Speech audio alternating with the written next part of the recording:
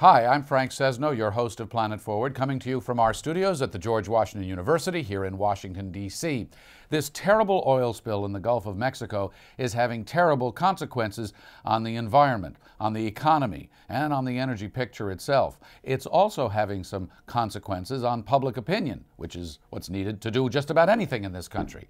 How do you think about this, and what do you think of it if you live near the water? A couple of Planet Forward investigators took a look. We still got to make some tough decisions about opening new offshore areas for oil and gas development in ways that protect communities and protect coastlines.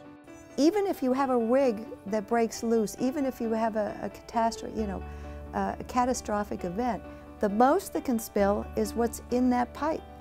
A race against time continues in the Gulf of Mexico as crews try to protect the coastline from hundreds of thousands of gallons of oil. Environmentalists worry that the coastal areas of 4 states could be affected. It would turn out to be the worst environmental disaster in more than 20 years. Progress continues, but it's a very challenging work environment at these water depths and with this complexity. We're dealing with a massive and potentially unprecedented environmental disaster.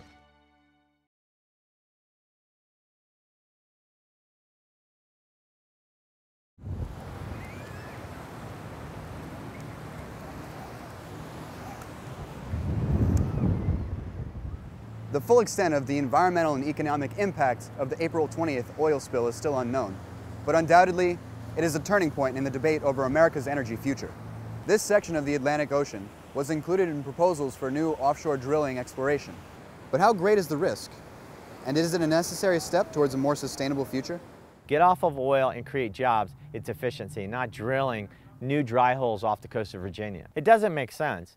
There's not much oil out there. It's a waste of our time, and it adds to global warming. Why should we bother? There's too much risk. I've heard that argument.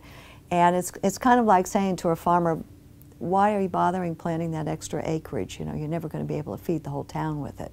Pros and cons of offshore drilling are highly contested, but the facts are clear.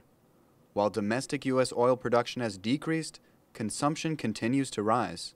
Jan Vandel was in the restaurant industry when gas prices hit $4 a gallon, so he tried using vegetable oil as makeshift biodiesel. This is a piston from a Volkswagen TDI diesel that was burning vegetable oil. It wasn't done correctly, and it actually eroded the piston away. Let's face it, we're all screwing this environment one way or the other. There's no way around it. We're just screwing this planet up. How bad we do it is what needs to be looked at. Perry Pillis is a small business owner on the boardwalk of Ocean City. Well, I'd want insurance from the federal government that if there was an oil spill, that they'd be responsible for the loss of business, for merchants, the towns. If they're willing to take the risk, they need to pay for the risk. There is a strong momentum to do this and a recognition that we need to do it. And I think that I think that Obama is looking at the big picture of America's energy needs. Where can we get more energy? And he sees this as a winner. If I had President Obama's ear right now and I could be his closest advisor, I'd say, President Obama, what you do during your administration on the issue of global warming is the only thing you're going to be remembered for. Announcing and encouraging more oil drilling off the coast of America is not what you're going to want to be remembered for.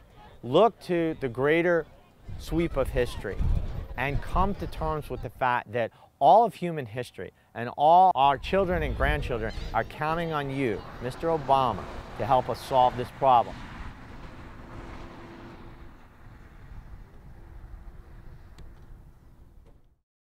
Obama, oil, deepwater drilling, the environment, climate change, they're all interrelated.